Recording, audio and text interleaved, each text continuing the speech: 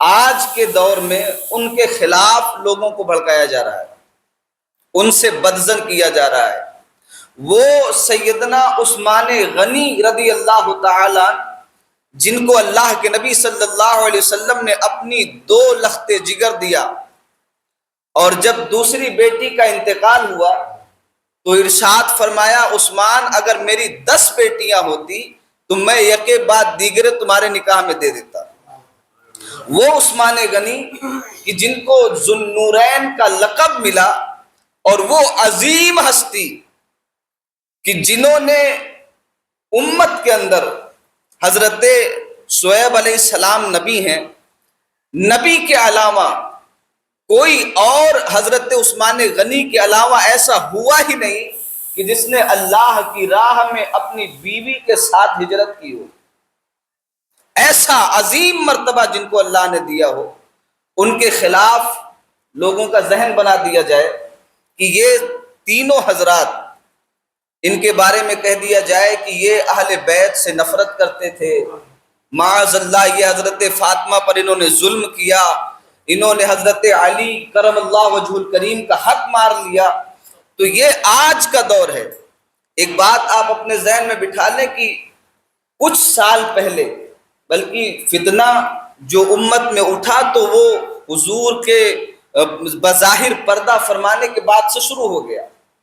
آپ نے اگر سنا ہو تو میرے اللہ کے نبی صلی اللہ علیہ وسلم جب ظاہری دنیا سے تشریف لے گئے تو منکرین زکوٰۃ کا فتنہ اٹھ گیا، تو اس کو حضرت سیدنا ابو بکر صدیق رضی اللہ تعالیٰ نے دبایا، لیکن وہ فتنے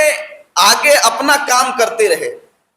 حضرت عمر فاروق اعظم کا دور آیا تو پھر کسی میں ہمت نہیں تھی کہ وہ سر اٹھائے، لیکن حضرت سیدنا عثمان غنی کا جب دور آیا تو ان کی نرمی کے سبب فتنے عروج پر پہنچے، اور پھر آپ نے دیکھا کہ حضرت سیدنا عثمان غنی کو تقریباً 40 دن یا 49 دن یا 80 دن ان کو گھر کے اندر قید کر کے بھوکا پیاسا رہ کے ظلماً شہید کر دیا گیا۔ تو فتنے آج نئے نہیں ہیں، کہ آج کے دور میں ایسا نہیں ہے کہ ابھی نئے لوگ کھڑے ہوئے ہیں وہ طرح طرح کی باتیں کر رہے ہیں، یہ پرانی باتیں ہیں۔ اور تب سے لے کر جب تک سوشل میڈیا نہیں تھا تو کوئی فتنہ اگر اٹھتا تھا تو اس کو کئی سال لگ جاتے تھے پروان چڑھنے میں، کئی سال لگ جاتے، یہاں تک کہ عرب میں اٹھنے والا فتنہ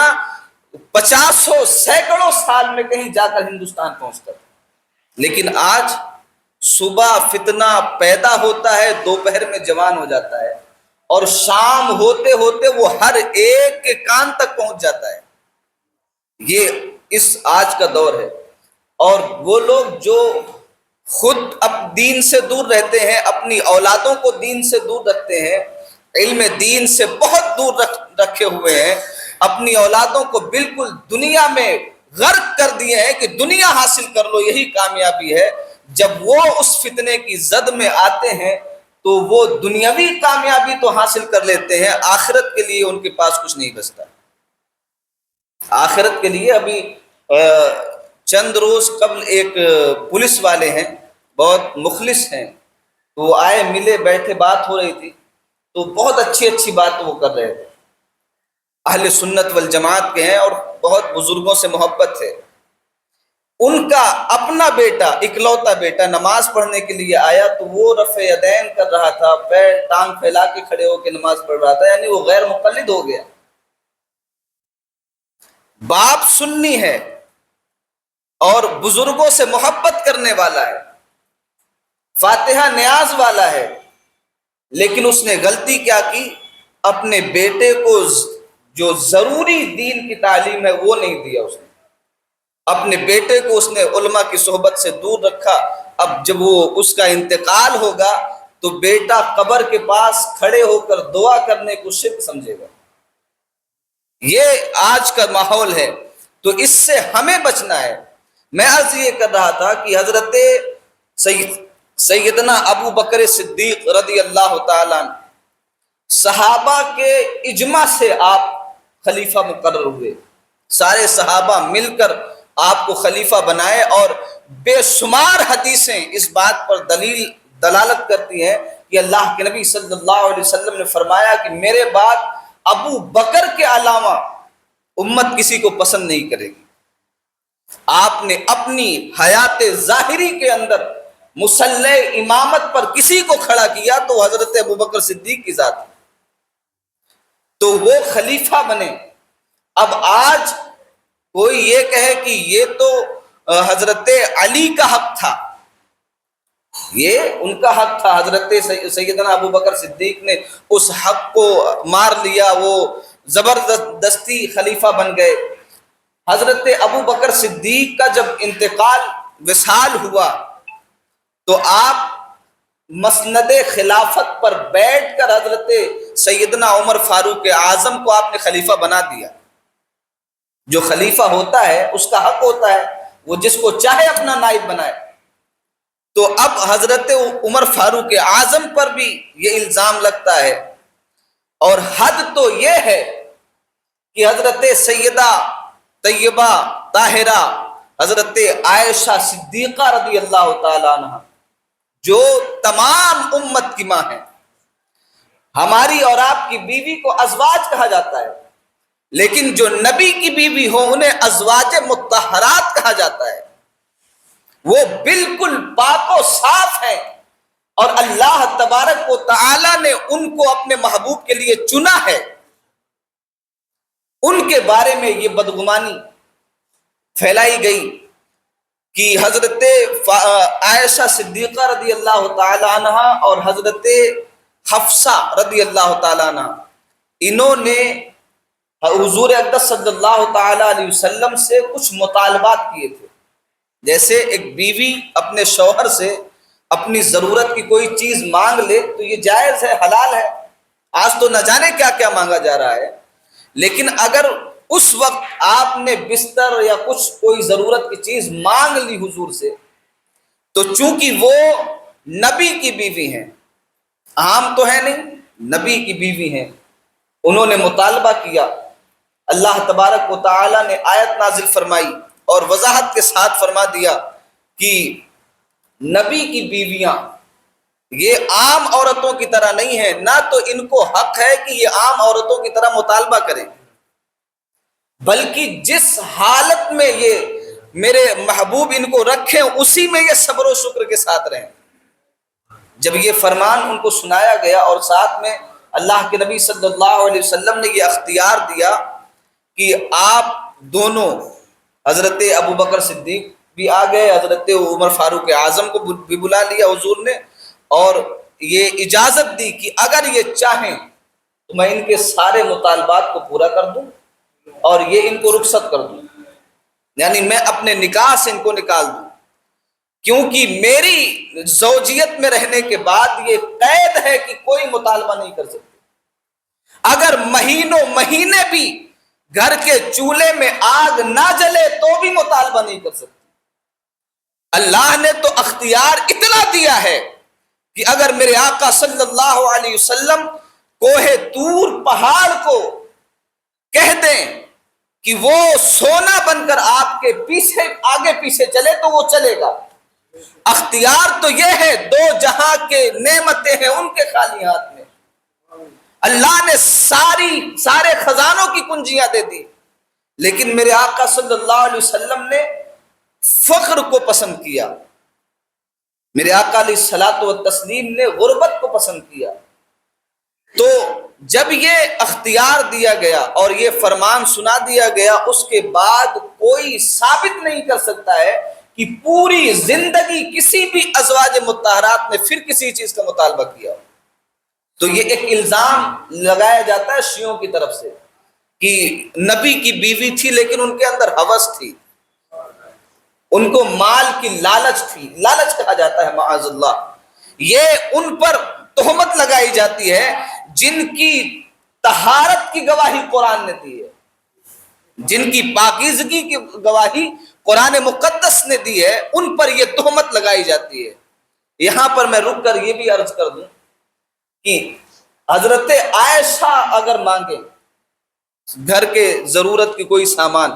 تو کہہ دیا جائے کہ یہ تو لالچ، یہ وہ ان کے اندر لالچ آ گئی تھی۔ لیکن آپ پڑھیں گے تو روایات کے اندر ہے کہ حضرت فاطمہ الزہرا رضی اللہ تعالی عنہا بھی حضور کے پاس گئی تھی اور باندی کا مطالبہ کیا تھا۔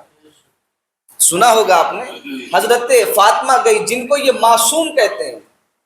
حضرت فاطمہ الزہرا کو یہ لوگ معصوم کہتے ہیں، حالانکہ اہل سنت کے نزدیک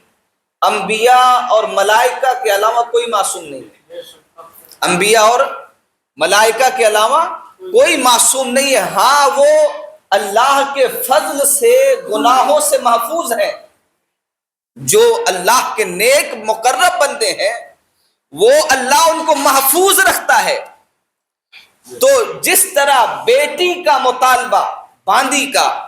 یہ لالچ نہیں ہے، اسی طرح بیوی کا مطالبہ کچھ ضرورت کی چیزوں کا یہ بھی لالچ نہیں ہے۔ لیکن ظلم تو یہ ہے کہ آج ہم جن کو مسلمان مانتے ہیں،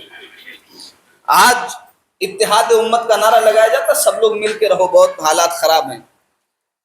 تو اتحاد امت کا جو لوگ نعرہ لگاتے ہیں ان کی آنکھیں اس وقت کیوں بند ہو جاتی ہیں جب رسول اللہ کی عظیم بیوی، وہ عظیم خاتون کی جس کے بستر پر اللہ کی آیتیں نازل ہوں، ان کو جب وہ کافر و مشرک کہتے ہیں، ان کو جب جہنمی کہتے ہیں، تب ہماری آنکھیں کیوں بند ہوتی ہیں؟ حضرت عائشہ صدیقہ رضی اللہ تعالی عنہ کو شیعہ لوگ جہنمی کہتے ہیں، معاذ اللہ۔ ہم اس کو کیوں نہیں دیکھتے ہیں؟ حضرت سیدنا عمر فاروق اعظم رضی اللہ تعالیٰ عنہ کو اور حضرت سیدنا ابو بکر صدیق کو بھگوڑا معاذ اللہ کہا جاتا ہے شیعوں کے طرف سے، تو ہم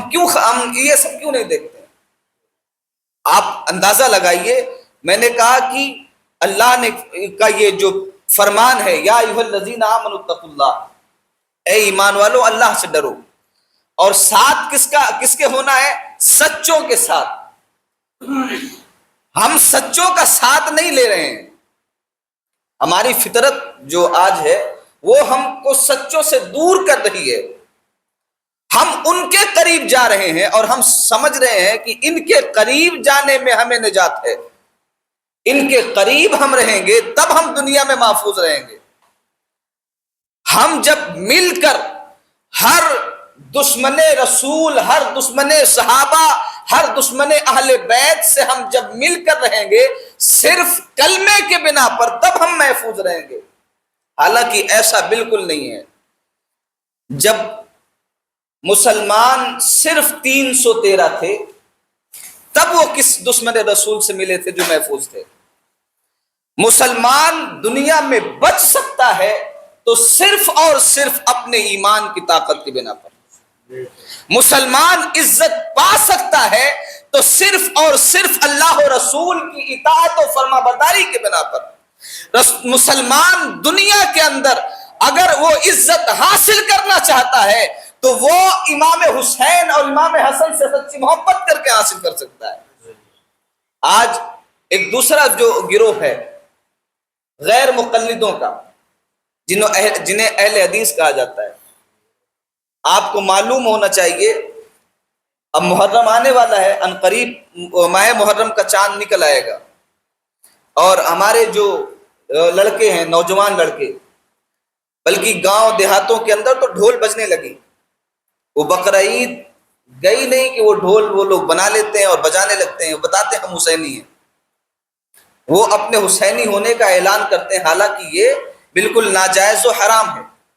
ڈھول وغیرہ بجانا بالکل ناجائز و حرام ہے۔ حسینیت کا مطلب ہی بدل ڈالا گیا۔ تو میں عرض یہ کرنا چاہتا ہوں کہ جس امام حسین کی محبت بقرہ عید کے ختم ہونے 3 دن ایام تشریق کے ختم ہونے کے فوراً بعد جو حسینیت ہمارے اندر بالکل ابھرنے لگتی ہے، وہ حسینیت یہ بھی تو تقاضا کرتی ہے کہ جو مجھے باغی کہہ رہا ہو اس سے کوئی رشتہ نہ رکھا جائے۔ جو مجھے باغی کہہ رہا ہو، آپ کو پتا ہونا چاہیے غیر مقلدین کا یہ عقیدہ ہے کہ یزید امیر المومنین تھا، معاذ اللہ، کیا تھا؟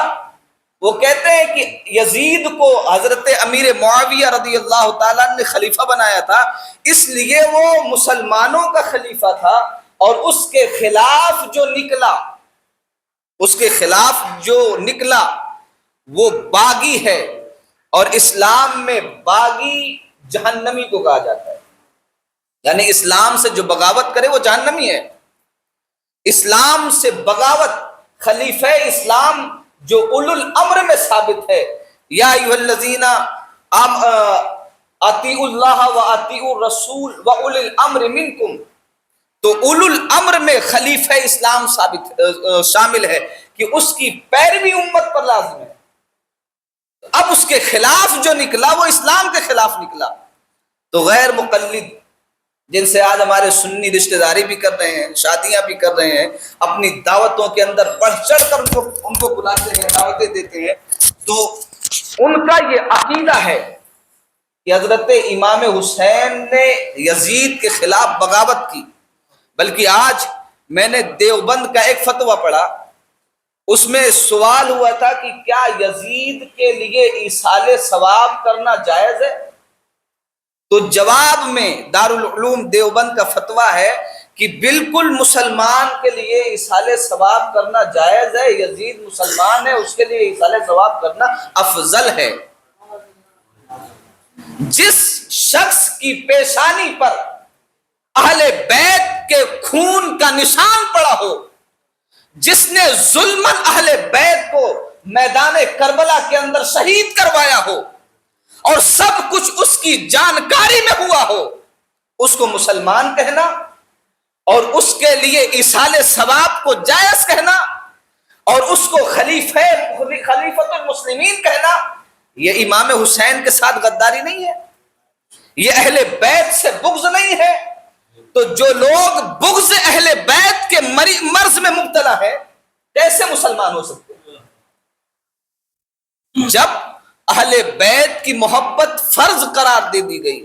میرے آقا علیہ السلام نے فرمایا جو اہل بیت کی محبت میں مرا، من مات فی حب آل محمد مات شہیدا، جو اہل بیت کی محبت میں مرا وہ شہید ہے، اور جس نے اہل بیت کا بغض اپنے دل میں پال لیا وہ جہنمی ہے، جہنمی۔ تو ایک دل اللہ نے دیا ہے نا، یا تو اس میں امام حسین کی محبت ہوگی یا یزید کی محبت ہوگی، دونوں جمع نہیں ہو سکتی۔ تو منہ سے اگر کوئی کہہ رہا ہو ہم امام حسین کو مانتے ہیں، لیکن اس کی زبان اس کا دل یہ کہہ رہا ہو کہ یزید مسلمان ہے، اس کا دل یہ کہہ رہا ہو کہ یزید خلیفۃ المسلمین ہے، تو وہ سچا نہیں ہو سکتا ہے، وہ شخص جھوٹا ہے، مکار ہے۔ اب یہ چیزیں وہ کھلے عام ہر آدمی تو نہیں کہتا ہے، کیونکہ کوئی کتنا ہی گنہگار مسلمان سنی ہو، کتنا ہی بڑا جاہل ہو، اگر اس کے سامنے کوئی آ کر یہ کہہ دے کھل کر کہ امام حسین باغی تھے، تو وہ تو اس کو پیڑ دے گا، وہ تو اس کے قریب بھی نہیں بیٹھے گا، تو اس لیے کھل کر وہ نہیں کہتے۔ لیکن آپ ان کی کتابیں پڑھیں، اور بلکہ ان کے جو ایسے آج علماء ہیں جن کی زبان بہت زیادہ گندی ہے، وہ کھل کر بولتے بھی ہیں کہ امام حسین نے بغاوت کی، تو آپ اندازہ لگائیے کہ ایمان کی سلامتی کتنی ضروری ہے۔ اور اگر ہم ان چیزوں سے اپنی آنکھیں بند کیے ہوئے، چاہے وہ ابو بکر و عمر کے گستاخ سے دوستی رکھ رہے ہوں، یا امام حسین کو باغی سمجھنے والے سے دوستی اور یاری رکھ رہے ہوں، یہ دونوں ہمارے لیے زہر قاتل ہے، یہ دونوں ہمارے ایمان کے لیے خطرناک ہے۔ یہ دونوں کام ایسے ہیں کہ ہم پوری زندگی اپنے آپ کو مسلمان سمجھتے رہیں گے، آنکھ بند ہوگی تو پتہ چلے گا کہ ایمان تو کب سے ہمارے اندر سے رخصت ہو چکا ہے۔ اس لیے مسلمان کا سب سے قیمتی اثاثہ اس کا ایمان ہے، مسلمان کا سب سے قیمتی اثاثہ اس کا ایمان ہے۔ دنیا کی ہر دولت اس کے ایمان کے سامنے مکھی کی پر کی حیثیت نہیں رکھتی۔ ہم آئے خالی ہاتھ، جائیں گے خالی ہاتھ، جو کچھ دنیا میں کمایا یہی رہ جائے گا، کوئی کچھ لے کر نہیں جائے گا، کوئی رشتہ دار، کوئی دوست، کوئی احباب وہ ہماری قبر میں ہمارے ساتھ لیٹنے نہیں جائیں گے کہ چلو لیٹ جاتے ہیں، پوری زندگی یہ میرا بہت مخلص تھا، بہت میرا ساتھ دیا، لوگ میرے خلاف کھڑے تھے پھر بھی یہ میرے ساتھ تھا، آؤ آج اس کی تنہائی میں ساتھی بن جاؤں، کوئی نہیں جائے گا۔ وہاں جائے گا تو صرف ہمارا عمل، ہمارا ایمان جس کی روشنی ہماری تاریخ قبر کو روشن کرنے والی ہے، اگر وہی روشنی ہم سے چھین لی جائے، اگر وہی روشنی ہم نے گستاخ اہل بیت یا گستاخ صحابہ یا گستاخ رسول کی دوستی کے اندر ہم نے اپنا وہ نور دنیا میں کھو دیا تو قبر بھی تاریک، حشر بھی تاریک، اور پھر جہنم کی تاریکی تو تاریکی ہی تاریک۔ تو اس لیے میں بار بار یہ بات عرض کرتا ہوں کہ ہر مسلمان وہ اپنے ایمان کے بارے میں روز آنا فکر کرے، ہر وقت ہر لمحہ وہ سوچے کہ کہیں کوئی ایسا عمل اس سے نہ ہو جائے کہ ایمان کی دولت اس سے چھن جائے۔ آج ہم ہر چیز کے بارے میں سوچتے ہیں، ہم ہر چیز کے بارے میں فکر مند ہوتے ہیں۔ صبح آدمی اٹھتا ہے تو اپنی کاروبار کی فکر میں لگا رہتا ہے، اولاد کی فکر میں لگا رہتا ہے، مال کی فکر میں لگا رہتا ہے، پراپرٹی کی فکر میں لگا رہتا ہے، سارا دن وہ کسی نہ کسی فکر میں لگا رہتا ہے۔ لیکن کبھی آپ بستر پہ جا کے غور کریے کہ پورے دن میں میں نے اپنے ایمان کے بارے میں سوچا؟ پورا دن گزارنے کے بعد آپ بستر پہ جائیں اور سوچیں کہ کیا دن بھر کے اندر میں نے یہ سوچا کہ میرا ایمان سلامت ہے کہ نہیں ہے،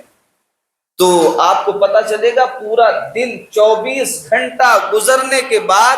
آپ کو ایک سیکنڈ بھی خیال نہیں آیا کہ میرا ایمان بچا ہے کہ نہیں بچا ہے۔ یہ ہماری کیفیت ہے، آج یہ ہماری حقیقت ہے کہ ہم اپنے ایمان کے بارے میں نہیں سوچتے ہیں، اور جس کے بارے میں سب سے زیادہ سوچنا چاہیے۔ بلکہ آج تو لوگ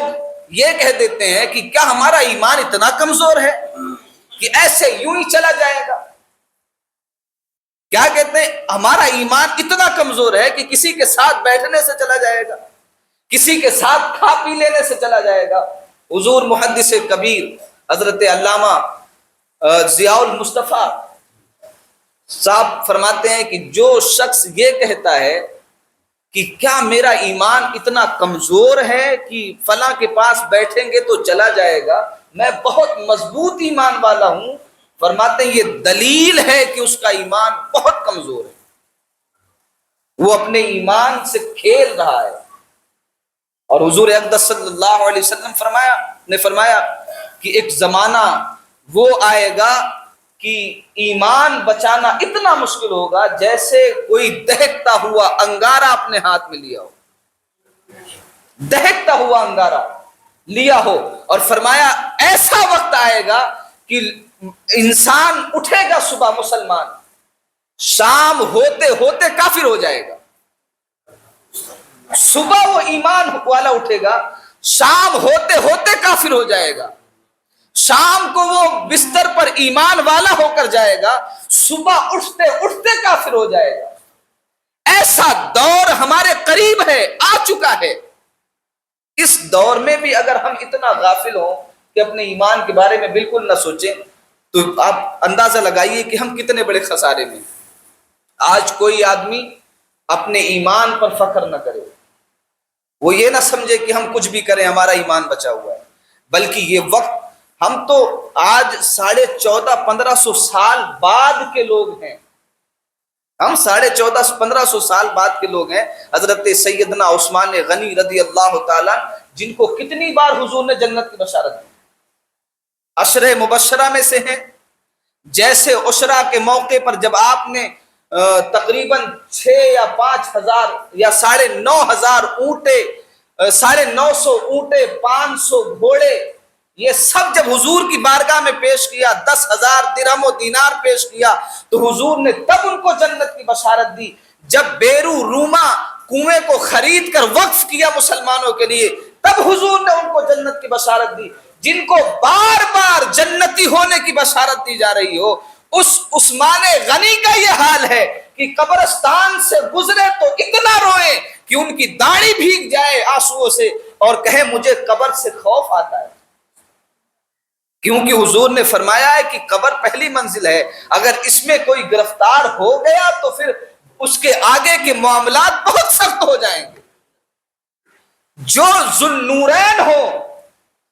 کائنات میں کوئی دوسرا ایسا پیدا ہی نہیں ہوا کہ جس کی نکاح میں کسی نبی کی 2 بیٹی آئی ہو سوائے عثمان غنی کے رضی اللہ تعالی، دوسرا کوئی نہیں پیدا ہوا۔ اتنا بلند و بالا مقام و مرتبہ ہونے کے بعد ان کو اپنی قبر کی اتنی فکر، کہتے ہیں جنتی ہوں، کنفرم جنتی ہوں، کوئی شک نہیں ہے، حضور نے کہا ہے تو جنتی ہوں، لیکن خوف اس کا ہے کہ کہیں قبر میں گرفتار نہ ہو جاؤں، کہیں عذاب قبر کسی عمل کے بنا پر نہ ہو جائے، تو ان کو تو قبر کا ڈر، اور ہمیں اللہ کے سامنے پیش ہونے کا بھی ڈر نہیں۔ اگر مسلمان اذان کی آواز سن کر مسجد نہیں جاتا ہے تو اس کا مطلب ہے کہ اس کو اللہ کے سامنے پیش ہونے کا کوئی ڈر نہیں ہے،